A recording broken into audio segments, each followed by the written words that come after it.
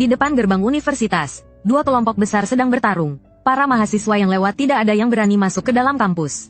Namun, karena saya tidak ingin terlambat di hari pertama masuk kuliah, saya memasukkan tangan ke dalam saku, berjalan santai ke depan mereka, lalu berkata, "Hari ini adalah hari pertama saya masuk kuliah. Suasana hati saya sedang sangat baik. Sebaiknya kalian jangan merusak mood saya." Kemunculan saya membuat para mahasiswa di sekitar menertawakan saya, mengira saya cari masalah. Namun, siapa sangka, begitu saya selesai bicara, dua kelompok tersebut langsung kabur seperti dikejar hantu. Pemandangan ini tidak hanya membuat para mahasiswa yang mengejek saya tertegun, bahkan bunga kampus juga terlihat terpaku di samping. Saat itu, terlihat di kedua sisi gerbang kampus, ratusan orang dari dunia hitam memegang pisau, tongkat, dan rokok di tangan mereka. Dua kelompok tersebut hanya terpisah jarak kurang dari 3 meter, saling menatap dengan penuh amarah. Seolah-olah dalam detik berikutnya, semua orang akan mengangkat senjata mereka dan bertempur. Tampaknya pertarungan besar hampir tidak terhindarkan. Senjata di tangan sudah siap untuk pertarungan. Namun saat ini bertepatan dengan waktu masuk siang di sekolah. Semua siswa memilih untuk menjauh dan menghindar dari pemandangan ini. Walaupun bel pelajaran pertama sekolah akan segera berbunyi, tidak ada satu orang pun yang berani masuk ke sekolah. Semua takut akan berurusan dengan para preman pelabuhan yang brutal ini. Sekolah bisa kapan saja, tapi nyawa hanya satu kali. Kalau hilang, ya hilang. Melihat dua kelompok ini hampir bertarung, mereka yang tetap mendekat pasti cari masalah. Di kerumunan tidak jauh dari gerbang sekolah, ada seorang gadis muda yang terlihat cemas dan menghentak-hentakkan kakinya. "Yuking, kapan polisi dari 6 pintu akan datang? Aku sudah melapor sejak tadi." Gadis lain yang mendengar itu juga tampak khawatir, melirik ke arah gerbang sekolah sambil menggigit bibirnya, berkata, "Belum jelas. Sepertinya mereka sedang dalam perjalanan. Tapi jarak 6 pintu ke Universitas Pelabuhan cukup jauh. Perkiraan polisi, paling cepat butuh 15 menit untuk sampai ke sini." Saat itu, mungkin gerbang sekolah sudah penuh dengan darah. Gadis itu bukan siapa-siapa selain Ketua OSIS Universitas Pelabuhan yang terkenal dengan julukan, dan gadis cantik di sampingnya adalah sahabat baiknya, Sen Jialin. Keduanya sebelumnya memanfaatkan waktu istirahat siang yang singkat untuk makan 2 mangkuk malatang di jalan makanan ringan dekat sekolah. Namun, saat hendak kembali ke sekolah untuk mengikuti pelajaran, mereka melihat pemandangan ini. Tidak ada seorang pun yang berani masuk, termasuk mereka. Mereka memilih berdiri jauh seperti para siswa lainnya, dibandingkan dengan Sen Jialin, sebagai ketua OSIS Universitas Pelabuhan. Chu Yuking merasa lebih khawatir dengan kejadian mendadak hari ini, karena dalam pandangannya, ada banyak siswa yang mengenakan seragam Universitas Pelabuhan ikut terlibat dalam perkelahian ini. Jelas sekali bahwa perkelahian di gerbang Universitas Pelabuhan ini sudah direncanakan sejak lama. Memikirkan hal ini, Chu Yuking menarik napas dalam-dalam. "Tidak bisa, Jialin, aku harus melihat ke sana. Aku tidak bisa membiarkan mereka bertarung begitu saja." Selesai mengatakan itu, dia segera melangkah menuju gerbang sekolah. Rasa tanggung jawab yang kuat sebagai ketua OSIS mendorongnya untuk tidak membiarkan perkelahian ini terjadi di depan matanya. Pada saat ini, dibandingkan dengan tindakan impulsif Chu Yuking, Sen Jialin tampak lebih rasional. Dia segera menarik lengan Chu Yuking dan menasihatinya. "Yuking, jangan pergi." Kedua pemimpin dari dua kelompok ini bukan orang sembarangan. Salah satunya adalah Ma Dong, bos besar dari 14 asosiasi. Dan yang satunya lagi adalah Xiang Zuo, orang nomor 1 di Hongbang. Kedua orang ini terkenal sebagai sosok yang sangat kejam di pelabuhan. Ini jelas bukan sesuatu yang bisa diselesaikan oleh seorang ketua OSIS.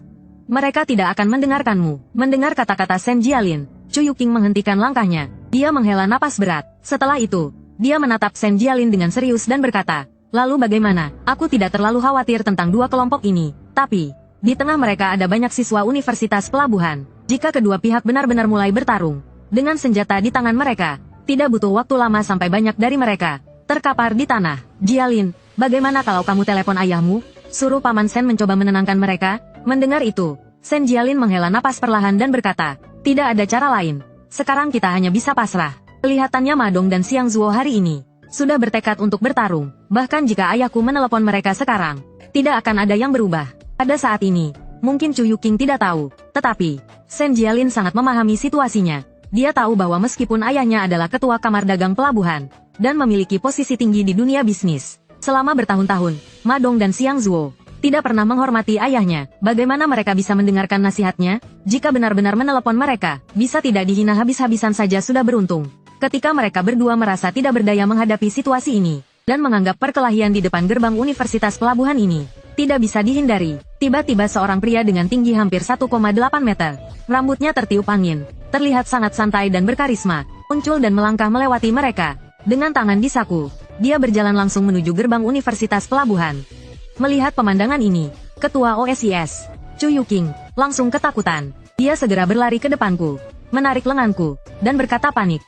Hai, teman, kamu tidak boleh ke sana. Di sana sebentar lagi akan terjadi perkelahian besar. Setelah itu, Chu Yuqing mulai menceritakan tentang orang-orang di depan. Betapa kejamnya mereka, terutama dua bos besar, Ma Dong dan Xiang Zuo, dua orang yang terkenal di kota pelabuhan sebagai orang yang sangat kejam dan berbahaya. Lebih baik kamu jangan masuk sekolah sekarang. Tunggu polisi datang baru kita bicara. Chu Yuqing berpikir aku akan mendengarkan perkataannya, mundur, dan berhenti melangkah maju. Namun, di detik berikutnya, aku hanya menatap ke depan, dengan ekspresi datar dan berkata, hanya sekumpulan pecundang. Hari ini adalah hari pertama aku masuk kuliah. Aku tidak mau terlambat.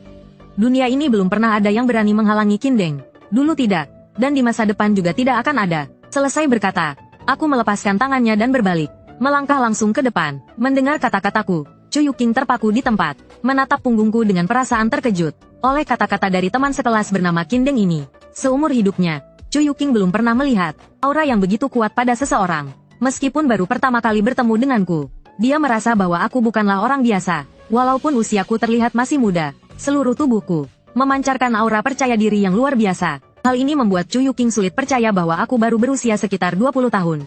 Perkataannya dan tindakannya sama sekali tidak seperti seorang mahasiswa yang baru saja masuk universitas. Sebaliknya, dia lebih terlihat seperti seorang pria yang telah berpengalaman dan menghadapi banyak cobaan keras. Di sampingnya, Shen Jialin berkata dengan nada kagum kepada Chu Yuqing. Yuqing, siapa dia? Kamu kenal dia? Di depan sana jelas-jelas sebentar lagi akan ada perkelahian. Tapi dia malah dengan santainya terus maju. Ini jelas cari masalah. Aduh, sayang sekali. Dia memang tampan. Tapi kelihatannya, teman sekelas bernama Qindeng ini agak terlalu percaya diri. Kalian kira mereka akan potong keranjangnya, atau tidak? Ketika aku mendekati kedua kelompok itu, beberapa orang di barisan luar langsung memperhatikanku. Mereka segera membawa senjata mereka, dan dengan nada marah, berteriak keras ke arahku. Hei, siapa lo? Nggak lihat kami lagi negosiasi? Pergi sana, cepat pergi, hati-hati, keranjangmu bisa dipotong. Mendengar ucapan mereka, aku hanya mengeluarkan sebatang rokok King Dragon dari sakuku, menyalakannya. Setelah mengisapnya dalam-dalam, aku tersenyum dingin dan berkata, oh ya, aku ingin lihat siapa yang bisa potong keranjangku hari ini. Aku bahkan sudah lupa berapa tahun. Tidak ada yang berani bicara seperti ini padaku. Begitu aku selesai bicara, beberapa anak buah itu langsung tidak terima. Mereka membawa senjata mereka dan melangkah mendekat untuk memberiku pelajaran. Berani sekali kamu, masih tidak takut, ya? Kalau begitu, aku akan membuat kulitmu lecet. Tapi tepat saat itu, dua suara terdengar. Dengge, dengge, itu benar-benar kamu? Suara yang keluar dari mulut kedua bos besar mereka, membuat semua orang di sana terkejut. Mereka hanya berdiri terpaku, menatapku tanpa bergerak, seperti patung yang membatu, bukan karena alasan lain, tetapi karena mereka dengan jelas mendengar bahwa Ma Dong dan Xiang Zuo memanggil pemuda ini Ge. Di tengah kerumunan, terlihat dua pria berusia sekitar 40 tahun, dengan setelan jas hitam dan pakaian tradisional Tiongkok coklat, yaitu Xiang Zuo dan Ma Dong. Setelah melihat wajahku dengan jelas, mereka langsung terkejut. Awalnya mereka hanya memanggilku, tapi kemudian segera berlari mendekat. Dengge, kapan kamu kembali?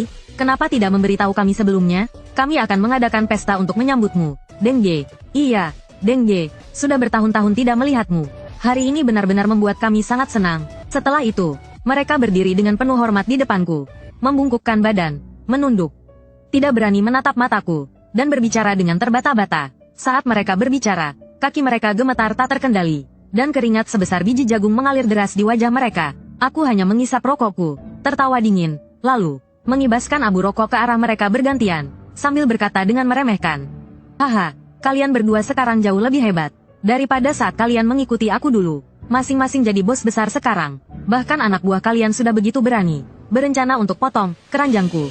Begitu aku selesai bicara, beberapa anak buah yang tadi mengancam untuk potong keranjangku, langsung wajahnya pucat pasi, seperti melihat hantu. Bahkan jika mereka bodoh sekalipun, sekarang mereka jelas mengerti apa yang sedang terjadi. Orang yang mereka ancam untuk potong keranjang, ternyata bukan orang biasa. Bahkan bos mereka, Xiang Zuo dan Ma Dong, harus tunduk penuh hormat di depannya. Begitu aku selesai bicara, wajah Ma Dong dan Xiang Zuo kembali berubah.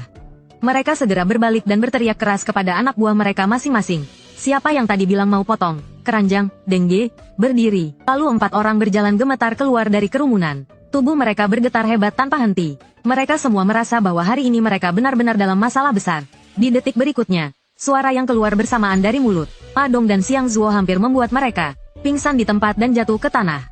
Potong tangan, kedua bos itu melemparkan sebilah pisau tajam ke tanah dan berteriak, potong tangan kalian sendiri. Meskipun Ma Dong dan Xiang Zuo tahu hukuman ini sangat keras untuk anak buah mereka, hanya karena mereka telah berkata tidak sopan dan menghina aku, mereka harus membayar dengan tangan mereka. Namun, mereka juga tahu bahwa dengan cara ini, mereka sebenarnya sedang melindungi anak buah mereka. Karena jika aku sendiri yang bertindak, mereka akan kehilangan lebih dari sekadar satu tangan. Karena telah menyaksikan betapa kejam dan tegasnya aku, untuk menghindari mereka dari hukuman yang lebih kejam dan tidak manusiawi.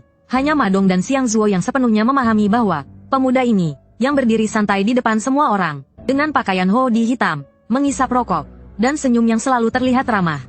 Ternyata sangat mengerikan, dia bahkan lebih gila dan kejam daripada maniak perang yang pernah mengguncang setengah dunia. Jika dia bisa sekejam itu pada dirinya sendiri, apalagi pada orang lain.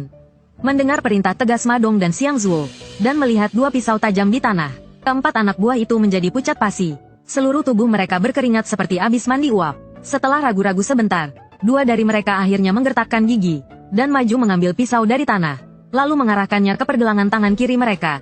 Dua lainnya juga mengeluarkan pisau dari pinggang mereka, mengambil napas dalam-dalam, dan melakukan hal yang sama. Keempat anak muda ini, yang baru saja bergabung dengan kelompok, tidak pernah melihatku sebelumnya, apalagi mengetahui siapa aku sebenarnya. Namun, mereka tahu satu hal, pemuda ini jelas jauh lebih kejam, 100 kali lipat dibandingkan bos mereka sendiri. Pada saat itu, seorang pria yang lebih tua dan berpengalaman, dari kerumunan berbicara pelan kepada keempat anak muda itu, potong saja, jangan ragu, kalau tidak, nanti saat dia yang bertindak, kalian akan melihat, keranjang, kalian dipotong dan dilempar ke tanah untuk anjing.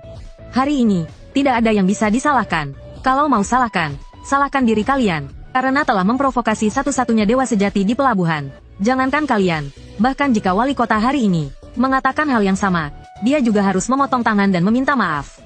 Mendengar kata-kata pria itu, keempat anak buah itu tertegun. Namun, tanpa ragu, mereka segera mengangkat pisau mereka tinggi-tinggi, sambil berteriak dan bersiap memotong pergelangan tangan kiri mereka sendiri. Pada saat itu, di depan gerbang Universitas Pelabuhan, hampir 100 orang dari kelompok sosial bersenjata memegang tongkat dan pisau, menyaksikan adegan ini dengan ketakutan mendalam. Bahkan Ma Dong dan Xiang Zuo pun menggertakkan gigi mereka sambil diam-diam memalingkan muka. Tampaknya mereka tidak ingin melihat empat tangan kiri segar jatuh ke tanah pada saat yang bersamaan. Ketika semua orang mengira tragedi ini pasti akan terjadi di depan gerbang Universitas Pelabuhan hari ini, di detik berikutnya, keempat anak buah itu memegangi pergelangan tangan kanan mereka yang berdarah sambil berteriak kesakitan. Pada saat yang sama, pisau yang mereka pegang, semuanya jatuh ke tanah. Melihat adegan yang tiba-tiba ini, semua orang yang hadir tertegun, tidak tahu apa yang baru saja terjadi, hingga mereka melihat sebuah kartu remi as sekop berdarah tergeletak di tanah. Semuanya langsung tersadar.